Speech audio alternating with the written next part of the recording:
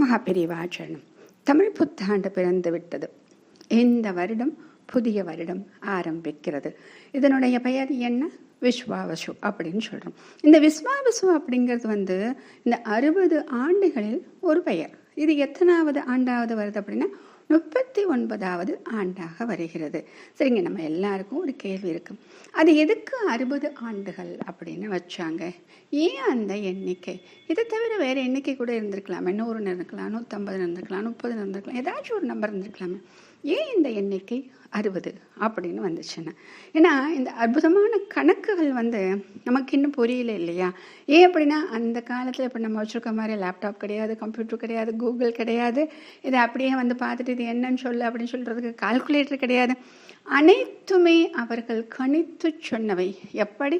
இந்த ஞானத்தின் மூலமாக, ஞான திருஷ்டியின் மூலமாக என்ன நடக்கிறது அப்படின்னு தெரிஞ்சுக்கிட்டு மனதை ஒருங்கிணைத்து அதனை எப்படி நாம் சொல்ல வேண்டும் அப்படின்னு புரிஞ்சு நமக்காக சில விஷயங்களை செஞ்சுருக்காங்க. அப்படி செஞ்சது தான் இந்த 60 ஆண்டுகள். சரி, இந்த 60ங்கிற எண்ணிக்கை எப்படி வந்துச்சுன்னு பார்க்கணும் இல்லையா? ரொம்ப சுவாரஸ்யமான விஷயங்க.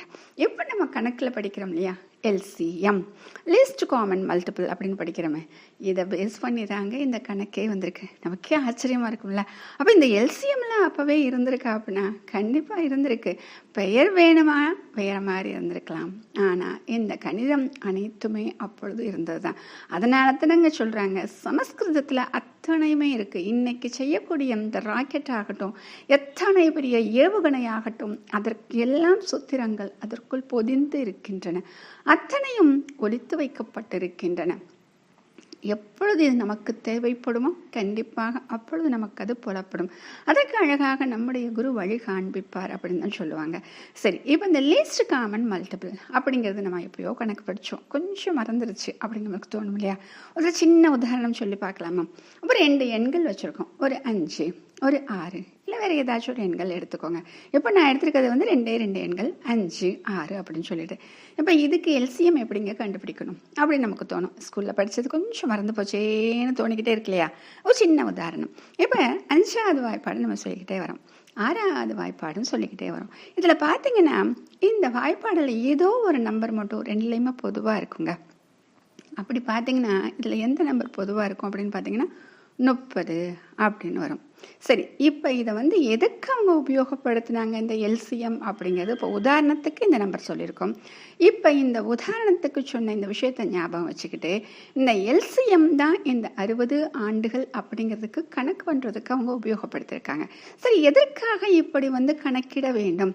அப்படியே அது வாட்டுக்கு ஆண்டுகள் போய்கிட்டே இருக்கக்கூடாது, அதுக்கு பேர் வச்சுட்டே இருக்கக்கூடாது அப்படின்னா அதுக்கும் ஒரு காரணம் இருக்கும். இப்போ பார்த்தீங்க அப்படின்னா கிரகங்கள் சுழன்று கொண்டிருக்கின்றன, பூமி சுழன்று கொண்டிருக்கு. இப்போ 2ஓட வேகம் ஒரே மாதிரி இருக்காங்க? கிடையாது. 2னுடைய வேகம் வெவ்வேறாக இருக்கு. இப்போ நம்ம ஃபர்ஸ்ட்லேருந்து பார்த்தோம் அப்படின்னா சூரியன், இப்போ சித்திரை மாதம் அப்படின்னு சொன்னோடனே சூரியன் மேஷராசியில் நுழைகிறார் அப்படின்னு சொல்கிறோம். இந்த வருடத்தின் முதல் மாதம் அந்த மேஷ ராசியில் வர்றதுனால தான் அதை மேஷ மாதம், வருடத்தின் முதல் மாதம் அப்படின்னு நம்ம சொல்கிறாங்க. சரி, இப்போ இதை எதற்கு இந்த பெயர் வந்துச்சு, இது எப்படி இந்த பெயர் வந்துச்சு அப்படின்னு நமக்கு தெரியணும் இல்லையா? ஒன்றும் இல்லைங்க, சாதாரணமாக சூரியன் பூமி இப்படி நேர்கோடில் இருக்கிறப்ப பார்த்தீங்க அப்படின்னா பூமிக்கு பின்னாடி பார்த்தீங்கன்னா நட்சத்திர மண்டலங்களாக இருக்குமா. அப்போ அதுக்கு பின்னாடி என்ன நட்சத்திர மண்டலங்கள் இருக்கோ அதனுடைய பெயர் தான் இந்த மாதத்துக்குன்னு வைக்கிறாங்க. சரியா? இப்போ வச்சாச்சு. இப்போ அந்த LCMக்கு வரலாமா? இப்போ ஒவ்வொன்றாக சொல்லிகிட்டு இருக்கோம். ஒவ்வொன்றும் ஒவ்வொரு விதமாக அதனுடைய வேகத்தில் சுழன்று கொண்டு இருக்கிறது. அதே மாதிரி ஒவ்வொன்றும் எத்தனை வருடங்கள் தான் இந்த ராசியில் இருக்கும், அதுக்கப்புறம் அந்த கிரகம் வேறத்துக்கு போயிடும் அப்படின்னு நம்ம சொல்கிறோம். அதுபோலத்தான் இப்படி சொல்லும் பொழுது குரு அப்படின்னு நம்ம சொல்கிறோம். குரு அப்படின்னு சொல்லும் பொழுது 12 ஆண்டுகள். சரிங்க, சனி அப்படின்னு சொல்லும் பொழுது 2.5 வருடங்கள் அப்படின்னு சொல்கிறோமா? இப்போ இது 2க்குமே நம்ம LCM பார்க்கணும். இந்த LCM பார்த்தோம் அப்படின்னா என்னங்க வரும்? நம்மளுக்கு 60 அப்படின்னு நமக்கு வருதான். அப்போ 60 ஆண்டுகளுக்கு பின்னால் தான் இது என்ன வரும்? முன்னால் இருந்த இடத்துக்கு எல்லாமே வருமா. கிரகங்கள் மாறி மாறி இருக்குங்க, ஒவ்வொன்றும் ஒவ்வொரு இடத்துல சுற்றிக்கிட்டே இருக்குது.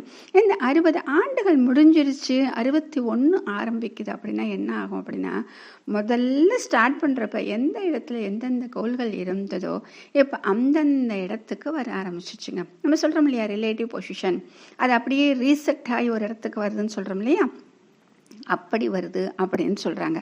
ஆக இப்போ உங்களுக்கு கணக்கு புரிஞ்சிருக்கும் இல்லையா? சரி, இதை இப்போ இன்னும் கொஞ்சம் புரிகிற மாதிரி பார்க்கலாம். இப்போ குரு பகவான் சொன்னோம்னா 12 ஆண்டுகள் நான் ஷார்ட்டாக சொன்னேன் இல்லையா, அதுக்கு என்ன அர்த்தம் அப்படின்னா, குரு பகவான் ஒவ்வொரு ஆண்டும் ஒரு ராசியில் இருப்பார். இப்போ எத்தனை ராசிங்க நம்ம வச்சுருக்கோம்? 12 ராசிகள். இப்போ இது எல்லாம் முடிச்சு வரணும் அப்படின்னா 12 ஆண்டுகள் ஆகும். அப்போ ஒரு சுற்று முடிய வேண்டும் என்றால் அவருக்கு எத்தனை ஆண்டுகள் தேவைப்படுகிறது? 12 ஆண்டுகள். சரி, சனி பகவான் என்ன சொன்னால் ஒரு ராசியில் இருக்கணும் அப்படின்னா எத்தனை வருஷத்துக்கு ஒரு தடவை ஒரு ராசிக்கு மாறாரு? 2.5 வருடம். ஏன் அப்படின்னா அவரோட பெயரை சனீஸ்வரன் கிடையாதுங்க, சனைஸ்வரன். சனைகி அப்படின்னா என்ன சொல்லுவாங்க சமஸ்கிருதத்தில்? மந்தமாக மெல்லமாக போகிறது, அப்படி செல்லக்கூடிய கிரகம்.